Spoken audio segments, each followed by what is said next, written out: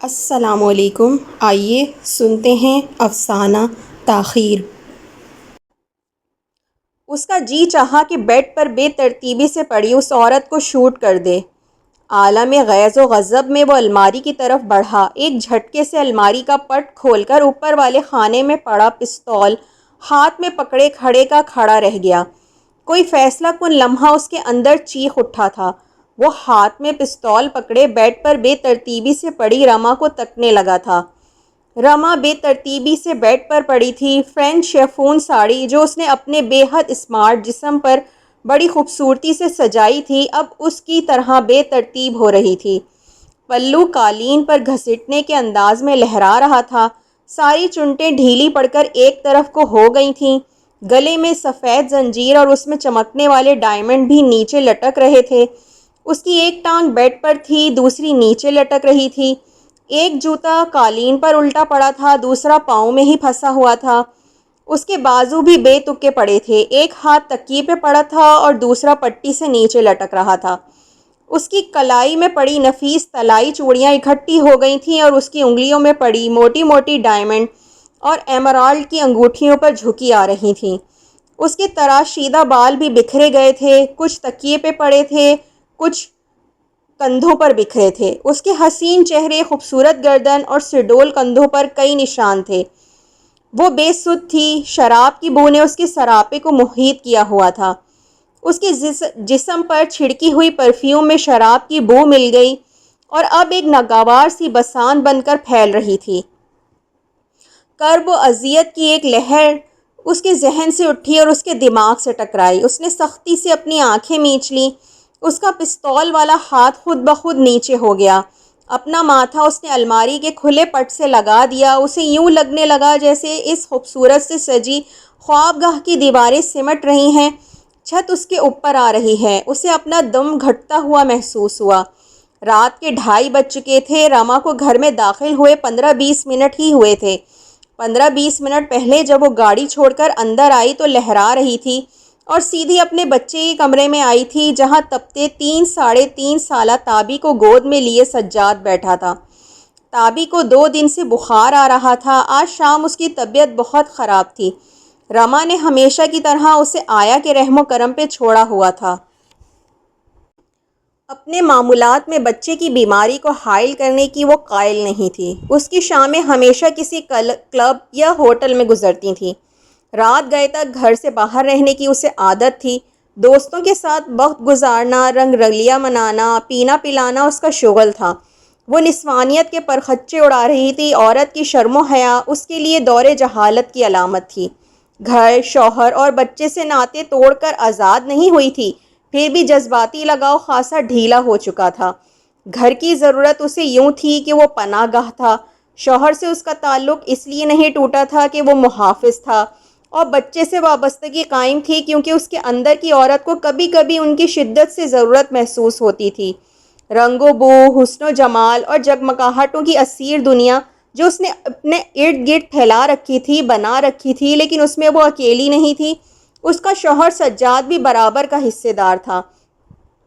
دونوں کے معمولات یکساں تھے۔ گھر سے رستے اکٹھے ہی باہر جاتے تھے۔ یہ دوسری بات ہے کہ باہر نکل کر راستے مختلف سمتوں میں بٹ جاتے اور رما یا سجاد کی مرضی پر منحصر تھا کہ وہ جس سمت چاہیں قدم اٹھا لیں، کوئی روک ٹوک، کوئی پابندی نہیں تھی۔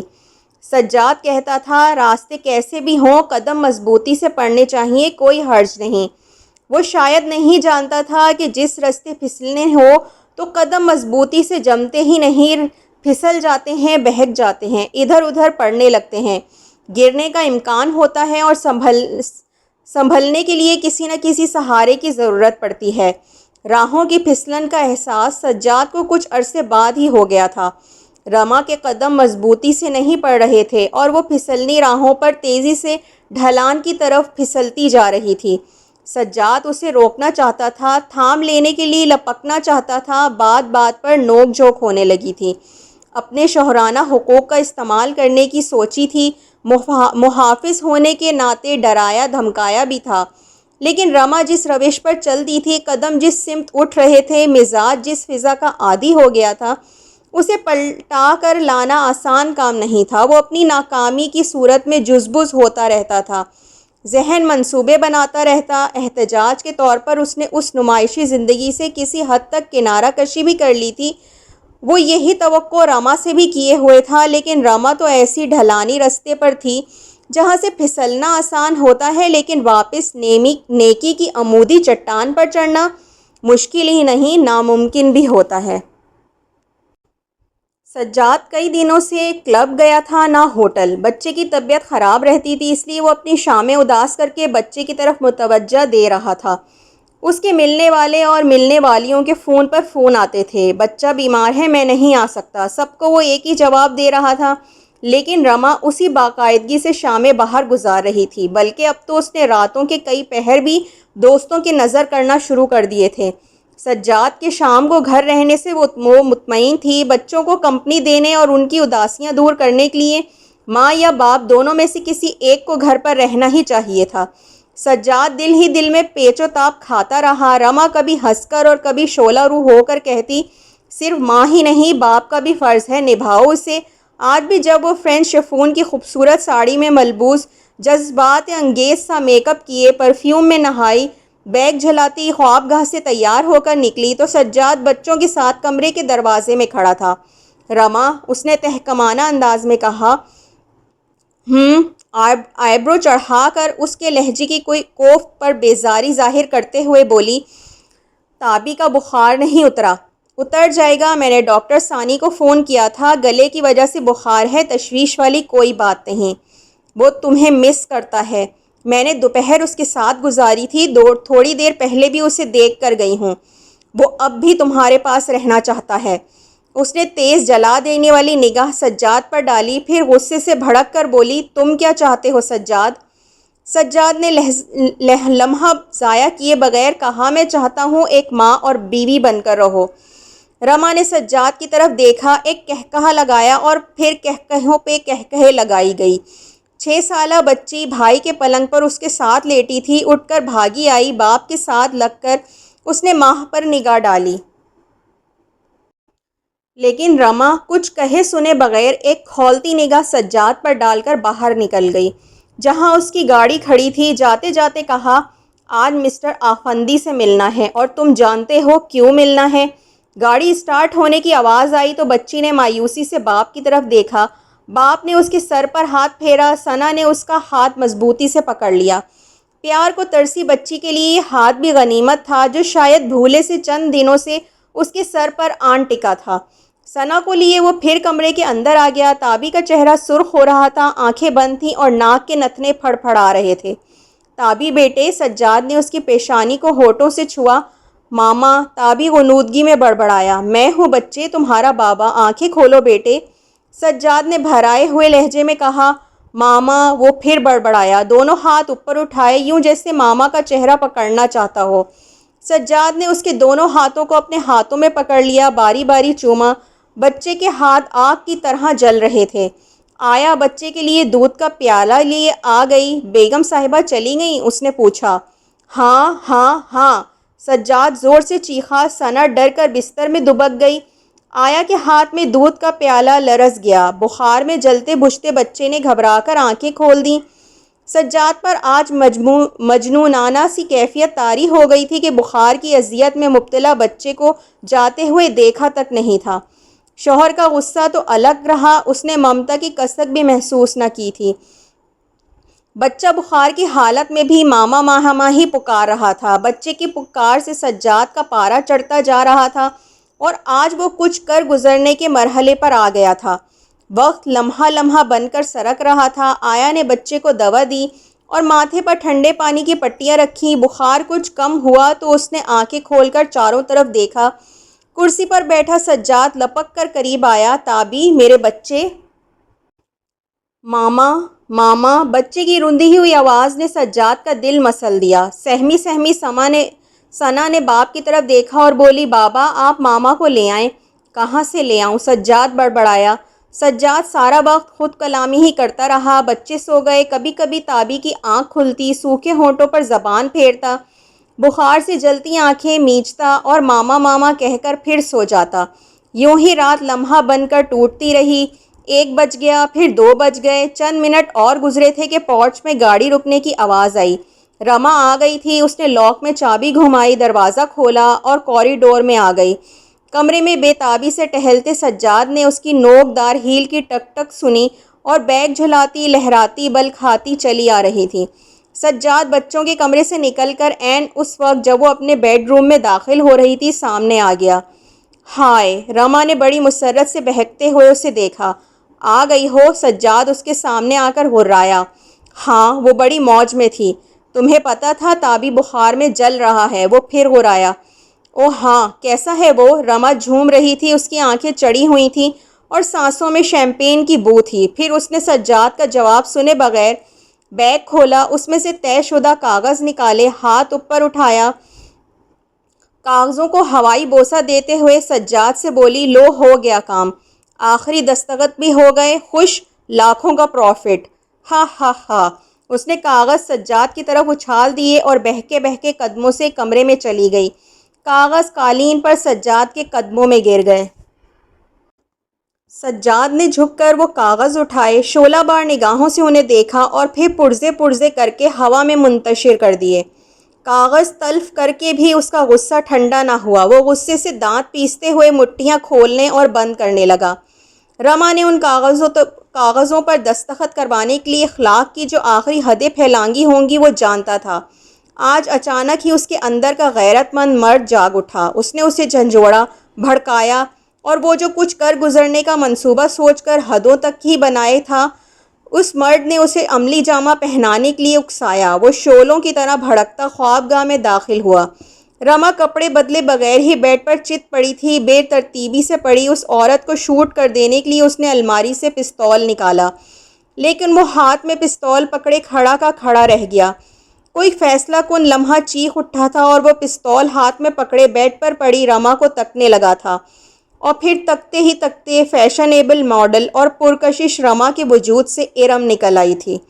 ارم جو معصوم اور پاکیزہ تھی، بھولی بھالی، سیدھی سادی، اپنے حسن تک سے بے خبر۔ ارم جو بات کرتے وقت شرما جاتی تھی، جس کے کانوں کی لوحیں ذرا ذرا سی بات پر جل اٹھتی تھیں، جو حیا و وفا مرقع تھی۔ 8-9 سال پہلے وہ اس سے ایک خاندانی تقریب میں ملا تھا۔ اس کی عمر اس وقت 18-19 سال تھی۔ شادی کی تقریب میں شامل لڑکیوں میں وہ سب سے زیادہ خوبصورت اور سب سے زیادہ شرمیلی لڑکی تھی۔ سارا وقت سکڑی سمٹی ایک کونے میں اپنی ماں کے ساتھ لگی بیٹھی رہی تھی۔ وہ سجاد کی دور پار کی عزیزہ بھی تھیں۔ سجاد پھول پر بھنورے کی طرح منڈلانے لگا۔ ارم اس کی نگاہوں کی تپش محسوس کر کے سرخ ہوتی رہی، کچھ خوفزدہ، کچھ ہراساں ہو کر ماں سے زیادہ ہی چپک گئی۔ سجاد اس معصوم سی حسین لڑکی پر مفتون ہو گیا۔ ان دنوں وہ ایک کنسٹرکشن کمپنی میں پرچیز آفیسر تھا۔ معقول تنخواہ کے ساتھ ساتھ بالائی آمدنی بھی تھی۔ ٹھاٹ باٹ بھی خوب تھے۔ ماں بہنیں اپنے برسر روزگار بیٹے کے لیے دلہن کی تلاش میں بھی تھیں۔ سجاد نے ارم کے حق میں فیصلہ دیتے ہوئے ماں سے کہا، شادی ہوگی تو اس لڑکی سے، ورنہ کہیں نہیں کروں گا شادی۔ ارم کے والدین عام سے متوسط گھرانے کے لوگ تھے۔ بہت بڑے جہیز کی خواہش مند ماں وہاں رشتہ کرنے پر رضامند کیسے ہوتی؟ لیکن سجاد تو اس پر فریفتہ ہو چکا تھا، اپنی ضد پر اڑ گیا۔ ماں کو بات ماننی ہی پڑی۔ ارم حسن و جہاں، سوز و پیش، بہا دولت اور معمولی جہیز کے ساتھ دل کی رانی بن کر سسرال میں آ گئی۔ سجاد خوشی سے پھولا نہ سماتا تھا۔ تقدیر نے اتنا حسین ساتھی اسے بخش دیا تھا۔ زندگی کی شاہراہ پر اس کے سنگ قدم سے قدم ملا کر چلتے ہوئے مسرت تفاخر سے لبالب پیمانے کی طرح چھلک چھلک جاتا تھا۔ سجاد ان دنوں کرائے کے ایک پختہ مکان میں رہتا تھا۔ ارم کو وہ اس گھر میں لے آیا۔ یہ گھر ان کی چھوٹی سی جنت بن گیا۔ اس جنت کی رعنائیوں، دل فریبیوں اور خوبصورتیوں میں اضافے کے لیے ارم اور سجاد کوشاں تھے۔ ارم سجاد کی طرح بے باکی سے اپنے پیار کا اظہار تو نہ کر پاتی، لیکن اس کی ایک ایک ادا، ایک ایک حرکت سے اس کے دلی جذبات کا آئینہ دار تھا۔ ازدواجی زندگی کا آغاز انہوں نے پیار و محبت کی نرم گرم پھوار تلے کیا۔ سرشاری کی کیفیت دونوں پر ہی طاری رہتی۔ سجاد تو صرف اور صرف ارم ہی کا ہو کر رہ گیا۔ ارم کو وہ محبت سے رما کہنے لگا۔ سجاد اپنے دوست احباب میں بڑا مقبول تھا۔ دوستوں نے اس کی کنارہ کشی دیکھی تو سر ہو گئے۔ حد ہو گئی یار، تمہاری انوکھی شادی ہوئی ہے، سب کو بھلا دیا، ہمیں بھی تو متعارف کرواؤ اس ہستی سے جس نے تمہیں اپنا گرویدہ بنا کر سب سے بیگانہ بنا دیا ہے۔ تم بڑے نمک حرام نکلے۔ دوستوں سے دوستی نبھانے کا وعدہ کیا ہوا؟ ایک بار بھی نہیں بلایا، بھابھی ہی سے متعارف کروا دیتے۔ دفتر کے اوقات میں دوستوں کی باتیں سن کر وہ مسکراتا رہتا۔ وہ تو وقت دھکیل رہا تھا، چھٹی ہوتے ہی گھر بھاگتا، پھر اسے دوست یاد رہتے نہ ان کی باتیں۔ وہ ہوتا اور اس کی رما۔ پیار کی دل فریبیاں، محبت کے جنوں خیزیاں، عشق کی سرگردانیاں، زندگی کتنی بھرپور تھی ان دنوں۔ دوست لگاتار فرمائش کرتے تھے۔ ایک دن اس نے اپنے 6-7 انتہائی قریبی اور بے تکلف دوستوں کو دعوت دے ہی ڈالی۔ رما، اس نے دعوت کے متعلق بتایا، پکا لو گی اتنے آدمیوں کا کھانا؟ کیوں نہیں، یہ کوئی اتنا بڑا کام تو نہیں۔ خوب شاندار سی دعوت ہو، آپ فکر نہ کریں، آپ کے دوست کھانا کھا کر یاد کریں گے۔ رما نے ایک شاندار دعوت کا اہتمام کیا۔ اس کے پاس خانسامہ تھا، نہ کچن کا کام کرنے والی نوکرانی، بس ایک ملازمہ تھی جو ادھر ادھر کا کام کرتی تھی۔ رما کو صبح سے کام میں جتے دیکھ کر سجاد کا دل مسلا جا رہا تھا۔ رما تھک تو نہیں گئی؟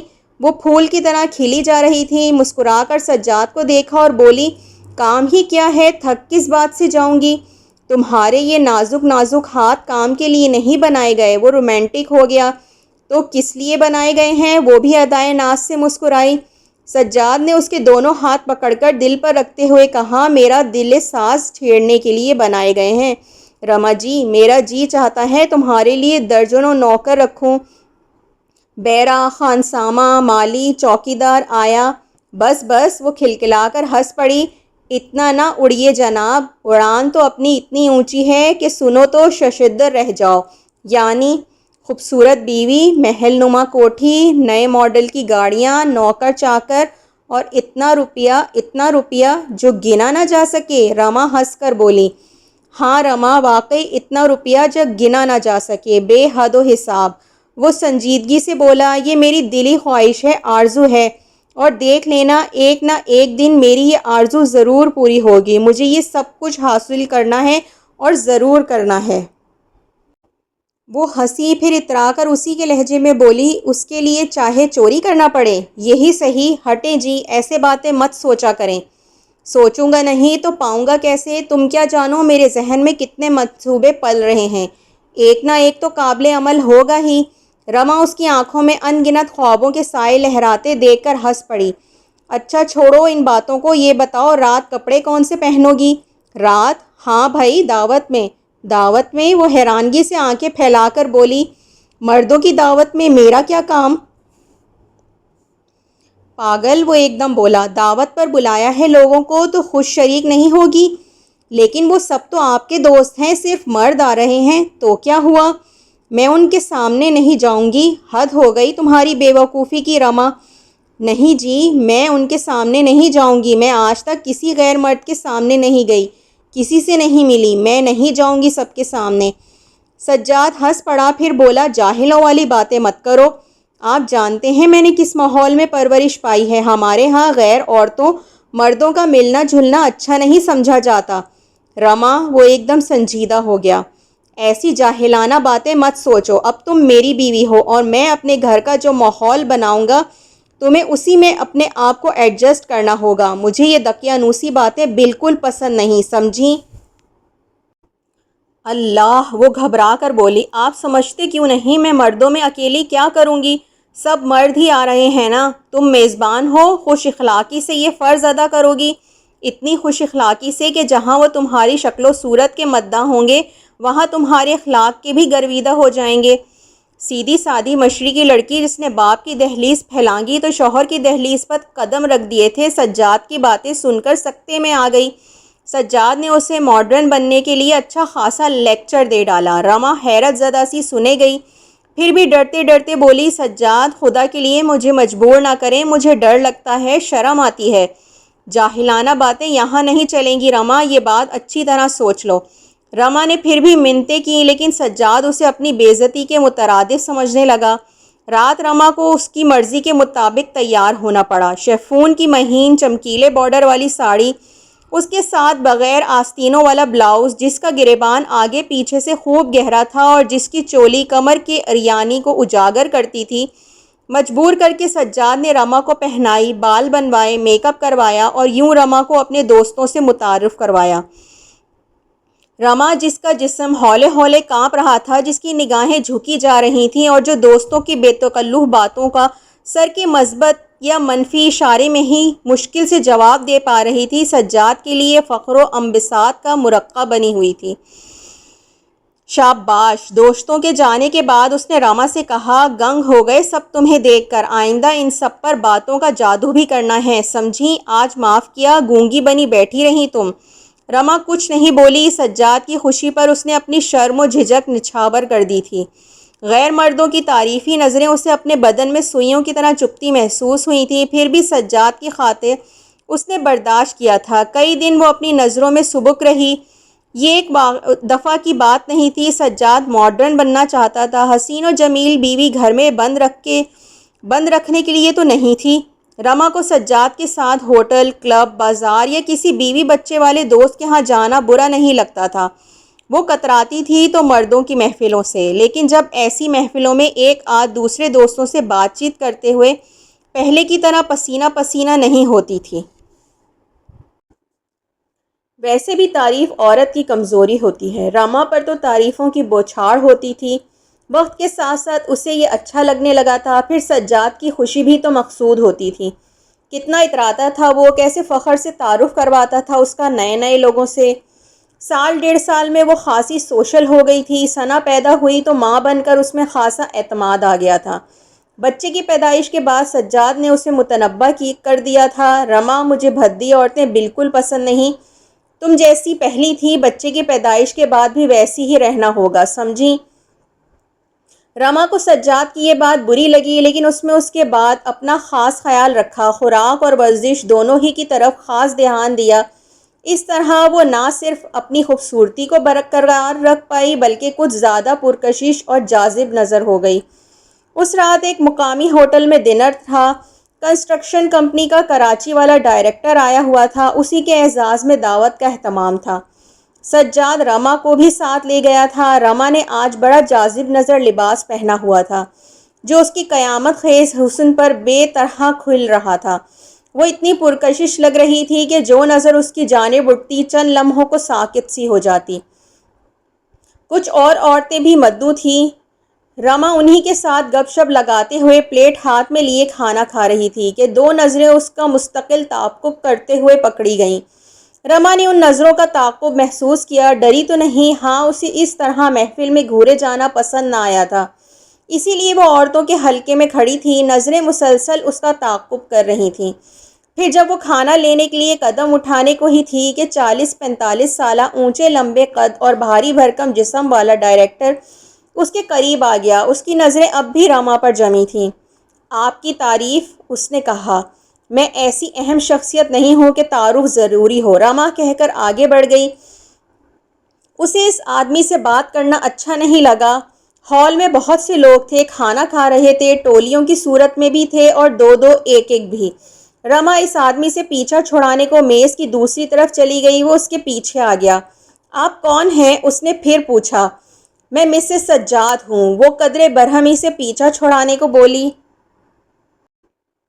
وہ سجاد جو ہماری کمپنی میں؟ جی ہاں وہی۔ گڈ۔ وہ اسے نظر انداز کرتے ہوئے اپنی پلیٹ میں کھانا ڈالنے لگی۔ میں عشرت ہوں، وہ خود ہی قریب آ کر بولا، اس کمپنی کا ڈائریکٹر۔ رما نے اس کی طرف دیکھا اور پھر کچھ کہے بنا اپنے گروپ کی طرف جانے لگی۔ میں سجاد کا باس ہوں، وہ مسکرایا۔ میرے تو نہیں، جھلا کر رما نے جواب دیا۔ وہ اس جواب پر ہنس پڑا۔ پلیٹ میں مرغ کا ایک پیس رکھتے ہوئے، بہت دلچسپ ہیں آپ، جتنی حسین ہیں اتنی ہی ذہین بھی لگتی ہیں۔ شکریہ، ناگواری سے رما نے کہا اور اپنے گروپ کی طرف ہو گئی۔ وہ ہنس پڑا، شاید کچھ کہتا بھی کہ چند لوگ اس کی طرف آ گئے، وہ ان سے باتیں کرنے میں لگ گیا۔ جتنی دیر رما ہال میں رہی، عشرت کی مسکراتی شوخ بے باک نظریں اس کا تعاقب کرتی رہیں۔ گھر آتے ہی اس نے سجاد سے اس شخص کی بدتمیزی کی شکایت کی تو وہ ہنس کر بولا، ظالم، تم چیز ہی ایسی ہو۔ وہ غصے سے بولی مجھے اس قسم کی باتیں بالکل پسند نہیں۔ وہ کھلکھلا کر ہنس پڑا۔ بڑی ناشکری ہو تم، اس اعزاز پر تو تمہیں فخر کرنا چاہیے۔ جانتی ہو وہ کون تھا؟ تو آپ کو پتا تھا وہ میرے پیچھے لگا ہوا ہے۔ رما نے آنکھیں پھیلا کر سجاد کو دیکھا۔ وہ ہنس پڑا۔ رما جزبز ہوتی رہی۔ تیسرے ہی دن سجاد دفتر سے آیا تو خوشی سے اس کے قدم زمین پر نہیں پڑ رہے تھے۔ آتے ہی رما کو 2-3 چکر دے ڈالے۔ اللہ کیا ہوا ہے، بڑے خوش نظر آ رہے ہیں۔ رما جان لو کہ ہمارے دن پھر گئے، ہمارے خواب پورے ہونے کی آس لگ گئی۔ وہ بے خود سا ہو گیا۔ رما اس کی بے خودی پر مسکراتے ہوئے بولی کچھ پتہ بھی تو چلے، عشرت صاحب نے مجھے کراچی آفس میں جگہ دے دی۔ کیوں کا کیا جواز؟ یہ پوچھو کہ وہاں جانے سے کیا فائدہ ہوگا؟ تنخواہ اس سے 3 گنا زیادہ، گاڑی ملے گی، گھر کمپنی لے کر دے گی۔ رما اتنی بڑی خوشخبری پر کچھ زیادہ خوش نہ ہو سکی۔ خطرے کے حساس الارم خبردار کرنے کو ایکا ایکی بج اٹھے۔ عشرت نے یہ مراد کیوں دی تھی، اتنا مہربان کیوں ہو گیا تھا؟ وہ سوچنے لگی۔ بس سمجھو کہ دن پھر گئے ہمارے، ترقی کے زینے پر یہ میرا پہلا قدم ہے میری جان، آگے آگے دیکھتی جانا، ایک دن ماں بدولت بھی اس کمپنی کے ڈائریکٹر بن جائیں گے، سمجھی؟ وہ تو بہت کچھ سمجھ گئی تھی، خوش ہونے کے بجائے جھلا کر بولی یہ آدمی مجھے اچھا نہیں لگتا۔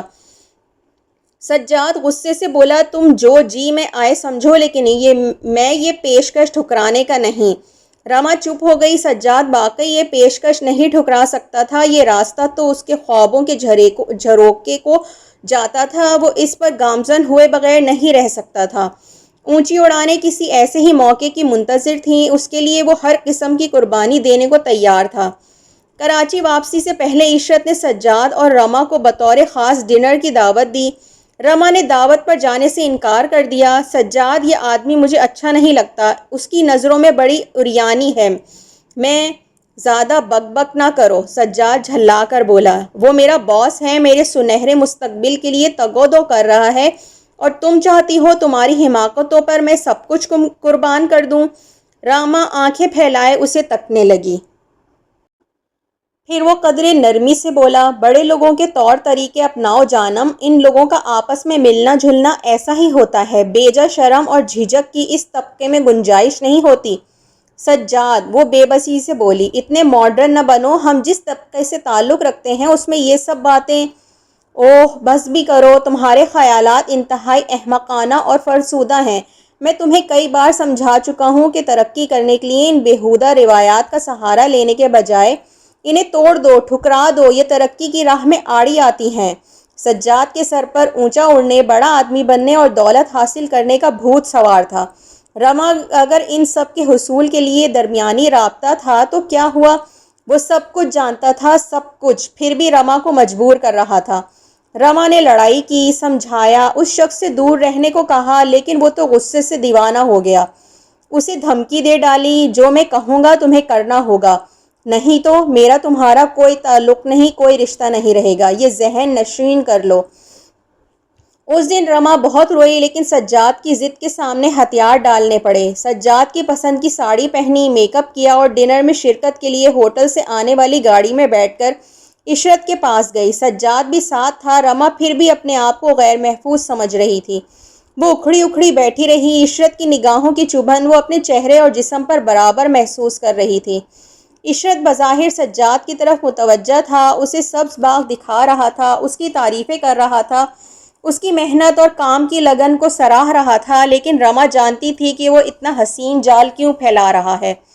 کھانے کے بعد عشرت دونوں کو اپنے کمرے میں لے گیا، وہیں اس نے بدتمیزی کی۔ رما کی ساڑی کا آنچل ڈھلک کر بازو سے نیچے آ گیا تھا، وہ اسے درست کرنا ہی چاہتی تھی کہ عشرت نے ہاتھ بڑھا کر آنچل پکڑا اور اس کے کندھے پر ڈال دیا۔ رما بھڑک اٹھی، جھٹکے سے اس کا ہاتھ پرے ہٹاتے ہوئے غصے سے اٹھ کھڑی ہوئی۔ عشرت صاحب میں ان عورتوں میں سے نہیں ہوں کہ… اس کی آواز گھٹ گئی۔ سجاد نے گھور کر اسے دیکھا، لیکن وہ غصے سے پاؤں پٹکتی کمرے سے نکل گئی۔ یہ عشرت کی بے عزتی تھی۔ سجاد شرمندہ ہو کر بولا سر میں رما کی طرف سے معافی۔ عشرت گھاگ اور کائیاں آدمی تھا، ہنس کر بولا معافی تو رما کو مانگنا پڑے گی، وہ شاید جانتی نہیں میں کون ہوں۔ میاں پہلے بیوی کو سوسائٹی کے ایٹیکیٹ سکھاؤ۔ پھر عشرت نے اٹھتے ہوئے کہا تم بھی جا سکتے ہو۔ سر سجاد ہکلا گیا، قریب آئی کامیابی اسے لگا دور بہت دور چلی گئی ہے۔ عشرت نے اسے ہاتھ سے باہر جانے کا راستہ بتا دیا۔ وہ سر جھکائے کمرے سے نکل آیا۔ اس رات رما اور سجاد میں خوب لڑائی ہوئی۔ رما نے فیصلہ کن انداز میں کہہ دیا آئندہ میں کسی پارٹی میں نہیں جاؤں گی، تمہارے کسی دوست سے نہیں ملوں گی، تمہارے اس کمینے باس کی تو میں شکل بھی نہیں دیکھوں گی۔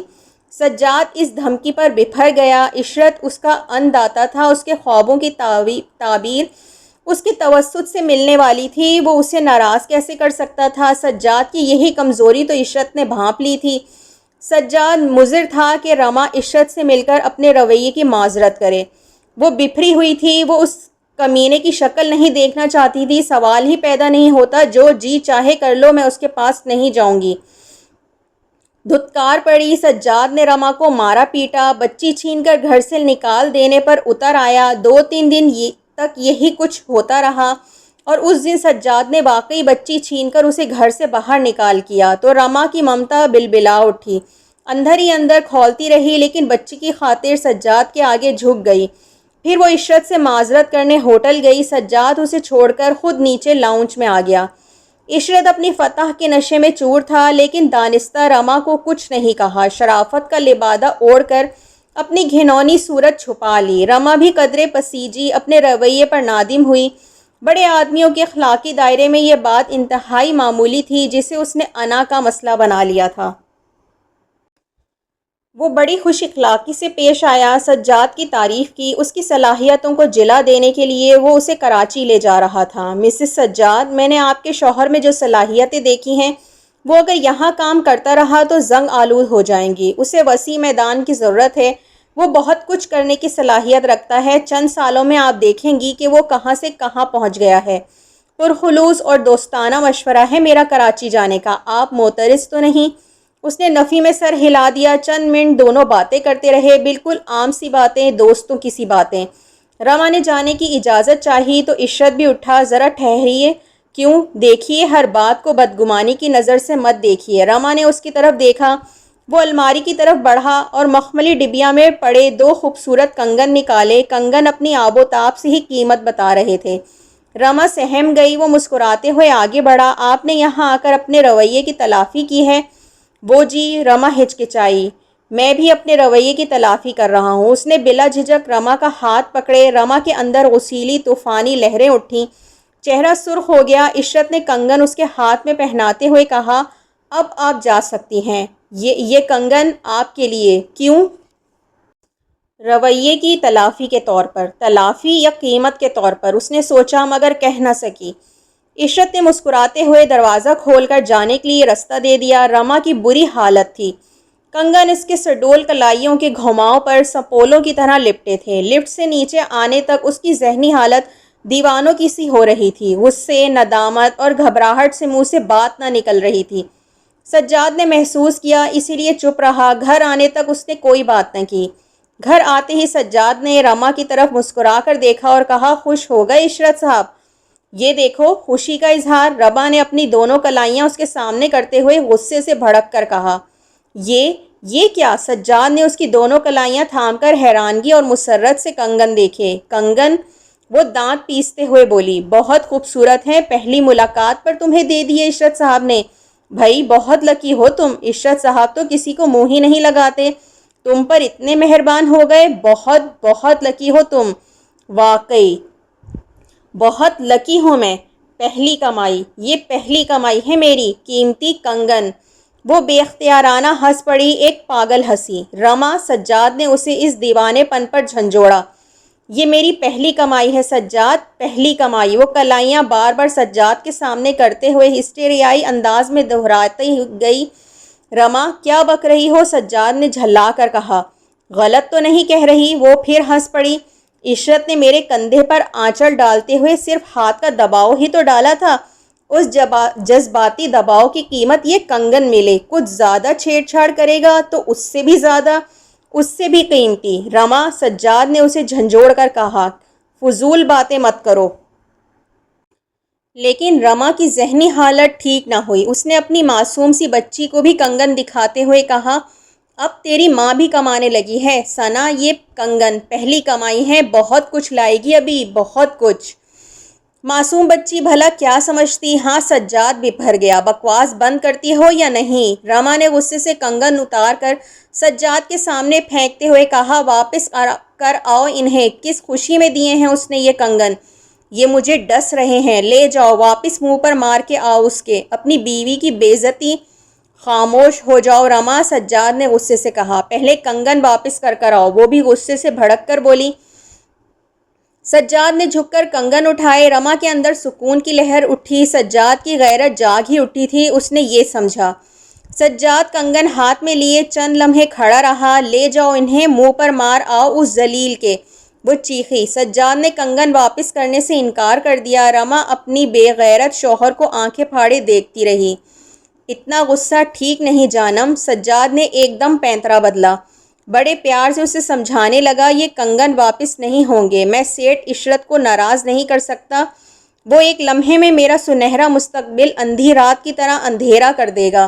عشرت نے بھی تو دانہ ہی ڈالا تھا، کنگن واپس نہ آئے تو رما کے حصول میں کسی دشواری کا خطرہ بھی نہیں رہے گا۔ سجاد اس کے ہاتھ میں کٹ پتلی بن سکتا تھا اور وہ اپنی خوبصورت بیوی کو ترقی کے لیے زینے کے طور پر استعمال کر سکتا تھا، جس کی خوبصورتی کے جال میں عشرت پہلی ہی نظر میں پھنس گیا تھا۔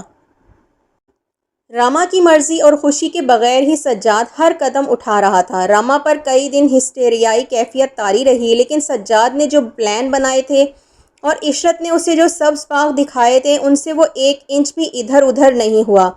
رما کی ہسٹیریائی حالت یہ سے وہ بالکل متاثر نہ ہوا، کوئی دھیان ہی نہیں دیا۔ اب وہ غیرت مند شوہر نہیں، کاروباری مرد تھا، جہاں سے فائدے کی توقع تھی اس کی نگاہیں ادھر ہی تھیں۔ رما کے کیا احساسات تھے، وہ کیا سوچتی تھی، کیا چاہتی تھی، اسے کچھ پرواہ نہیں تھی۔ بالآخر رما چپ ہو گئی اور یہ چپ اندر ہی اندر اسے ڈھاتی رہی، بکھیرتی رہی، ادھیڑتی رہی اور بناتی رہی، ڈھالتی رہی۔ اس نے اپنی زندگی کا رخ متعین کر لیا، اب وہ ایک نئی رما تھی۔ کراچی آ کر سجاد کی دنیا ہی بدل گئی۔ روپیہ پیسہ، خوبصورت سجا سجایا گھر، گاڑی، نوکر چاکر، سبھی کچھ مل گیا۔ اس کے لیے صرف رما کو عشرت سے دوستی ہی کرنا پڑی تھی۔ رما کے اندر کی ادھیڑ بن نے بالآخر اسے سجاد کے مطلب کے سانچے میں ڈھال ہی دیا۔ پھر تابی کے پیدائش پر رما نے ایک بار پھر سمٹ سکڑ کر صرف اور صرف اپنے گھر کی ہو جانا چاہا تو تکرار شروع ہو گئی۔ سجاد، ہمارے 2 بچے ہو گئے ہیں، وہ منت سے بولی۔ ہمیں ان کی پرورش اور نگہداشت پر توجہ دینی چاہیے، زیادہ سے زیادہ وقت انہیں دینا چاہیے۔ سب کچھ انہی کے لیے تو کر رہے ہیں، وہ ڈھٹائی سے جواب دیتا۔ جتنا زیادہ پیسہ بنا لیں گے اتنی ہی یہ دونوں آسائش سے رہیں گے۔ ٹرینڈ آیا رکھی ہوئی ہے، وہ تم سے زیادہ اچھی طرح انہیں پال سکتی ہے۔ انہیں آیا کی نہیں، ماں کی ضرورت ہے۔ سب بیہودہ باتیں ہیں، یہ بچے ٹھیک ٹھاک ہیں۔ نہیں سجاد، وہ ہماری غیر حاضری بری طرح محسوس کرتے ہیں، انہیں دولت کی نہیں، ہمارے پیار کی ضرورت ہے۔ پیار ہم ان سے کرتے ہیں، سمجھنے کی کوشش کرو۔ میں کچھ سمجھنا نہیں چاہتا رما، میں پانا چاہتا ہوں، بہت کچھ، بہت کچھ۔ سجاد کے پاس جتنی تیزی سے دولت آ رہی تھی، اس کی خواہشوں میں اتنی تیزی اور شدت آ رہی تھی۔ اسے سوائے روپے پیسے کے اور کسی بات کی سوچنے کا شعور نہیں رہا تھا۔ وہ خوش تھا، مطمئن تھا، اس کے حصول زر کی ہوس تیز تر ہو رہی تھی۔ کراچی میں میدان وسیع تھا، یہاں ایک عشرت نہیں، کئی عشرت تھے جو اس کا ہاتھ تھامنے کو صرف اس لیے تیار تھے کہ حسین و جمیل تیتری بیوی کے روپ میں اس کے پاس تھی۔ اس تیتری کو چھونے اور پکڑنے کے لیے وہ ہر شے داؤ پر لگانے کو تیار تھے۔ اب تو رما بھی گناہ کی ڈھلوانی رستے پر لڑک گئی تھی، اس نے سجاد کے آگے سر جھکا دیا تھا۔ مسلسل ضربیں لگا لگا کر سجاد نے اس کی حیت بدل ہی دی تھی، اس کا اخلاقی ڈھانچہ توڑ پھوڑ کر اپنے مطلب کے سانچے میں ڈھال ہی لیا تھا۔ دونوں اب پہلو با پہلو ایک ہی راہ پر چل رہے تھے۔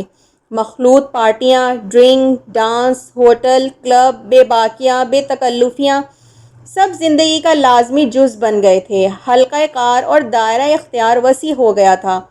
رما کے اندر کی بھولی بھالی اور معصوم رما اندر ہی مر کھپ گئی تھی۔ اب ماڈرن اور سوسائٹی کی روح رواں رما ہی تھی، جو اپنے حلقے میں بڑی محبوب اور بڑی مقبول تھی۔ سجاد نے اپنی کنسٹرکشن کمپنی کھول لی تھی، کلید کامیابی رما تھی، کمپنی کو ٹھیکے پہ ٹھیکے مل رہے تھے، لاکھوں سے کروڑوں میں پہنچ گئے تھے، محل نما گھر خریدا گیا، دو دو تین تین گاڑیاں آ گئیں، پیسے کی ریل پیل ہو گئی۔ سجاد نے ایکسپورٹ اور امپورٹ کا بزنس بھی شروع کر دیا، رما کے سہارے ہر کام ہو جاتا تھا، ہر پرمٹ، ہر لائسنس مل جاتا تھا، رما کی حسین داد کے سامنے کسی کو انکار کی جرت ہی نہ ہوتی، اس کا اشارہ آئبرو ہی کافی ہوتا۔ اپنی اس نئی زندگی سے اب رما بھی مانوس ہو چکی تھی، ضمیر رہا تھا نہ ضمیر کا دھڑکا۔ سجاد کی تو بات ہی اور تھی، اس نے رما کے توسط سے خوابوں کی منزل کو چھو لیا تھا۔ رما اس کے لیے دھن دولت کی دیوی تھی، اسے یہی چاہیے تھا، اس نے سب کچھ پا لیا تھا۔ ہر انسان کے اندر اس کا ضمیر ہوتا ہے جو اچھائیوں اور برائیوں کو تولتا رہتا ہے، نیکی بدی کا موازنہ کر کے فرد کو جتلاتا رہتا ہے، اس کے سامنے لاتا رہتا ہے۔ یہ دوسری بات ہے کہ فرد آنکھیں بند کر لے، کانوں میں روئی ٹھونس لے اور ضمیر کی صدا کو انسنی کر دے، دیکھ کر بھی نہ دیکھنے کا ہیلا کرے، لیکن ایک وقت ایسا بھی آتا ہے کہ ضمیر چیخ اٹھتا ہے، اپنے ہونے کا احساس دلانے لگتا ہے، توازن اور موازنے کے فرد پر مسلط کر دیتا ہے، پھر آنکھیں اپنے آپ کھل جاتی ہیں اور کان سننے پر مجبور ہو جاتے ہیں۔ آج کچھ یہی کیفیت سجاد کی بھی تھی۔ رما کو اس نے خود ہی اس راستے پر چلایا تھا، لیکن وہ اس پر اب اتنی دور نکل گئی تھی کہ لوٹانا مشکل تھا۔ شاید وہ لوٹانا چاہتا بھی نہیں تھا، لیکن آج ضمیر کے چیخنے پر اس کی آنکھیں کھل گئی تھیں، کان سننے پر مجبور ہو گئے تھے، اس کے لیے تابی کا بخار واسطہ بنا تھا۔ سجاد نے آج رما کو روکنا چاہا تھا، لیکن رما آفندی کو وقت دے چکی تھی، ڈرنک کا پروگرام تھا، ڈانس تھا، ڈنر تھا۔ رما کو بہر طور اس کاغذ پر آفندی سے دستخط کرانا تھے جس کی وجہ سے لاکھوں کا پروفٹ ہو رہا تھا۔ یہ بات وہ کیسے جھٹلا سکتی تھی، موقع کیسے گنوا سکتی تھی؟ سجاد تو خواہ مخواہ بچے کی معمولی بخار سے جذباتی ہو گیا تھا، وہ بچے کی پرواہ کیے بغیر چلی گئی تھی، اور اب جب وہ آفندی سے دستخط شدہ کاغذ لے کر رات کے 2:30 بجے واپس آئی تھی تو سجاد کے اندر کا مرد جاگ اٹھا تھا، اس کی آنکھیں کھل گئی تھیں، کان سننے کے قابل ہو گئے تھے۔ وہ پستول سے اس عورت کو شوٹ کر دینا چاہتا تھا جو شراب اور نیند کے خمار میں ڈوبی بیڈ پر بے ترتیبی سے پڑی تھی، لیکن وہ پستول نہ چلا سکا۔ کوئی فیصلہ کن لمحہ اس کے اندر چیخ اٹھا، فیصلہ کن لمحہ چیخا، سجاد گولی چلانے سے پہلے فیصلہ کر لو، یہ گولی رما کے سینے میں اترنی چاہیے یا تمہارے سینے میں؟ اسے یہاں تک لانے کا ذمہ دار کون ہے؟ قصور کس کا ہے؟ مجرم کون ہے؟ پہلے یہ فیصلہ کر لو، پہلے یہ فیصلہ کر لو۔